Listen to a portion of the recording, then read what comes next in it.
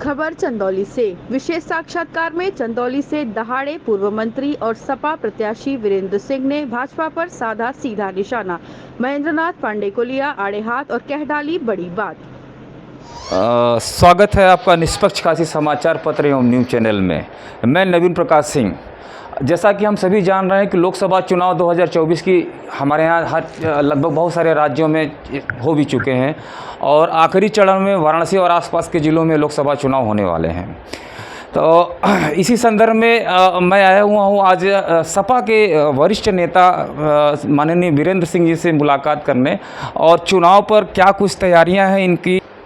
करीब 2.5 महीने से लगातार जनता के बीच में जा रहे हैं, उनकी बातों को सुन रहे हैं, उनको दिक्कतें क्या इस 10 साल में भारतीय जनता पार्टी की सरकार में हुई उसको समझने का भी प्रयास कर रहे हैं। वहाँ न शिक्षा के क्षेत्र में कोई काम हुआ है, जबकि केंद्रीय शिक्षा मंत्री महेंद्रनाथ पांडे रहे हैं। वहाँ न कौशल विकास के क्षेत्र में, रोजगार के क्षेत्र में कोई काम हुआ है, क्योंकि कौशल विकास मंत्री जो है महेंद्रनाथ पांडे जी रहे हैं। अगर चाहते तो लाखों लड़कों को चंदौली के और रोजी रोजगार से जोड़ देते ट्रेनिंग दे करके। उन्होंने बेंगलोर को और सूरत को देना पसंद कर दिया, माने उनके लड़कों की बहबूदी के लिए काम करना पसंद किया, चंदौली के क्षेत्र की उपेक्षा की। तो ये मुद्दा वहाँ पे है। और चूँकि बेरोजगारी एक सबसे बड़ा मुद्दा है, तो मुद्दा के तौर पर सबको आशा थी कि भारी उद्योग के मंत्री हैं और ये कारखाना लगवा देंगे तो लोगों को एक रोजी रोजगार के साधन लड़कों को, बेरोजगार लड़कों को मिल जाएगा, किसान खुशहाल होगा, गरीब जो वहाँ से पलायन कर रहा है, दूसरे प्रदेशों में जा कर के नौकरी कर रहा है, उसको अपने घर में नौकरी मिल जाएगी। लेकिन इन्होंने सूरत में तो फैक्ट्री लगवाया, इन्होंने गुजरात में फैक्ट्री लगवाया, महाराष्ट्र में फैक्ट्री लगवाया और भारतीय जनता पार्टी के उन सिद्धांतों को इन्होंने हवा देने का काम किया कि उत्तर प्रदेश में केवल मजदूर पैदा हो, कोई इंडस्ट्रियलिस्ट न पैदा हो, कोई रोजगारी न पैदा हो, यहाँ केवल काम करने वाले पैदा हो। इसलिए वहाँ की जनता उनसे सवाल कर रही है कि आप जो है भारी उद्योग मंत्री रहते कितने कारखाने लगवाए जिससे कि लोगों को रोजगार मिल सके। क्योंकि ये महेंद्रनाथ पांडे जी भी जो है काफ़ी वरिष्ठ नेता हैं और इनको टिकट भाजपा ने इन पर भरोसा दूसरी बार जताया है और टिकट दिया हुआ है। तो इन विकास पुरुष भी इनको कह रहे हैं चंदौली के लोग आसपास, क्या कुछ कहना चाहेंगे? क्या ये भी जैसा कि अभी विकास पुरुष के नाम पर आप क्या कहना चाहेंगे? लोग इनको तो जाके जनता से पूछिए न कि न कभी जनता के दुख दर्द में आए, न उनको समझने की कोशिश की, न उनकी बात किया। एक दोहा है कि बड़ा हुआ तो क्या हुआ जैसे पेड़ खजूर, पंथी को छाया नहीं फल लागे अति दूर। कितना बड़ा मंत्री हो जाए जब अपने क्षेत्र की जनता को जो संतुष्ट न कर सके, उनके दर्द को समझ न सके, उनके लोगों की समस्या दूर न कर सके, फिर ऐसे कैबिनेट मंत्री या प्रधानमंत्री से कोई मतलब है नहीं। और आप वाराणसी के दिग्गज नेताओं में से हैं। 90 से आपने राजनीतिक कैरियर शुरुआत किया हुआ था और सपा ने इस बार आपके पर फिर से एक भरोसा दिखाया है।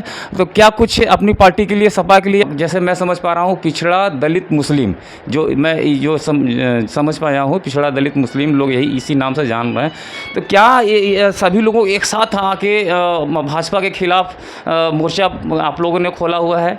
क्या कैसे समझ रहे हैं, या आम जनता इसको पीडीएम का कैसे समझेगी? आम जनता सामंतवादी सोच वाले अलग अलग तरीके से पीडीए की परिभाषा कर रहे हैं। पीडीए में वो सभी लोग हैं जिनको आज तक न्याय नहीं मिल पाया है, उनको इस देश के संसाधन में हिस्सेदारी नहीं मिल पाई है, उन सभी लोगों को जिनको अभी तक उनके अधिकार नहीं मिल पाए हैं, जो संविधान को बचाना चाहते हैं, वो सारे लोग जो है पीडीए के साथ हैं। वैसे तो समाजवादी में सबसे बड़े मोहन सिंह थे, कपिल देव सिंह थे, विश्वनाथ प्रताप सिंह जो इस देश के प्रधानमंत्री थे वो भी पीडीए के सोच के थे, तभी उन्होंने आरक्षण लागू करके पिछड़े समाज के लोगों का कल्याण किया है। तो जाति से मत जोड़िए, ये सोच है। और भारतीय जनता पार्टी एक सामंतवादी सोच की जो है संस्था है, जो बड़े लोगों के जो है विकास की बात करती है। वो अपने सारे देश के संसाधन अपने कुछ मित्रों को बेच करके उनको और उनका जो है कि करोड़पति से अरबपति बनाया, लेकिन किसान हमारा वो वहीं का वहीं रह गया। जो 85% लोग हैं वो जो है उनको केवल 5 किलो अनाज पर रखा, क्योंकि जो गुजरात में फैक्ट्रियां लग रही हैं तो वहाँ काम कौन करेगा? वो हमारे उत्तर प्रदेश के लोग काम करेंगे। ऐसी व्यवस्था हमारे उत्तर प्रदेश में ये प्रधानमंत्री जी और उनके नेतागण, उनके मंत्रीगण को ये निर्देश है कि यहाँ केवल लेबर पैदा करो। जो देश के अन्य क्षेत्रों में जो फैक्ट्रियाँ लग रही हैं, जो उद्योगपति हैं, उनके लिए घर जा कर के 5,000 10,000 रुपये नौकरी करके अपना जीवन यापन करें। अच्छा, अगला प्रश्न लेते हुए सर आपसे पूछेंगे कि अगर आप चंदौली से जीत जाते हैं और आपके ऊपर आपके सर पर अगर जीत का सेहरा आता है, चढ़ता है, तो आप चंदौली जिले के लिए क्या करेंगे, विशेष क्या करेंगे? देखिए, ये चुनाव चंदौली क्षेत्र की आम जनता लड़ रही है।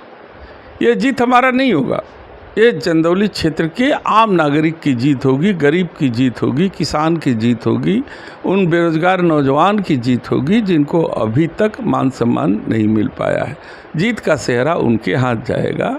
और मेरा मानना है, मैंने इस पर हमेशा अमल भी किया है कि चाहे सांसद हो चाहे विधायक हो, जिस क्षेत्र की जनता के वोटों की ताकत से उसको ताकत मिलती है, तो उसके सभी जो है जो पावर पे उनके सभी मंत्रालय भी हो तो उनके मंत्रालय पर भी सबसे पहला अधिकार किसी का है तो क्षेत्र की जनता का अधिकार है। तो इसलिए क्षेत्र की जनता जो निर्णय लेगी, जो कहेगी, हम उसी के अनुरूप काम करेंगे। देखना दिलचस्प होगा। 4 जून को रिजल्ट भी आने वाले हैं। तो आज हमारी माननीय मंत्री बीरेंद्र सिंह साहब से बात हो रही थी इसी चुनावी सिलसिले में। हम जल्द ही किसी नए मंत्री या किसी नए विशिष्ट व्यक्ति के साथ आपके साथ रूबरू होते हैं। तब तक के लिए आप सभी का धन्यवाद।